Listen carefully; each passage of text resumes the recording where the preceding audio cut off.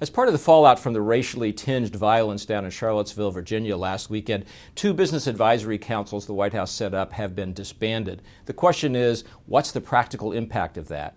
Well, the answer to that question in short form is there's some public relations and symbolic impact, but the practical effect is nearly zero. These 2 councils started to fall apart when members of the Manufacturing Council the White House set up early in its term announced over the recent days that they were going to pull out of that council because of what they said was their unhappiness over President Trump's failure to adequately criticize the white supremacist groups that were on the streets in Charlottesville.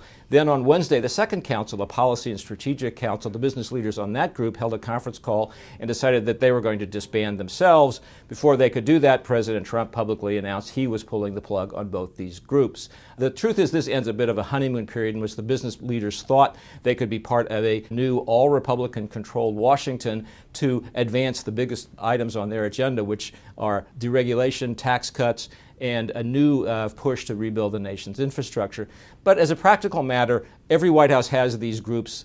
They are put together mostly for symbolic value, and their practical impact is limited. They're there so the president can say, I'm getting input from the business community, and so the president's business supporters can say, I'm having an effect, I have a seat at the table in Washington.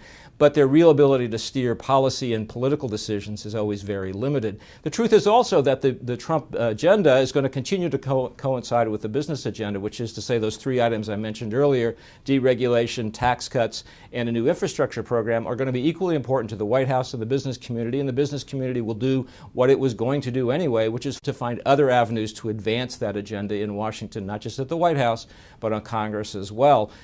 This is a bit of a PR problem for the White House, as I said, but the practical effect is limited, if not zero.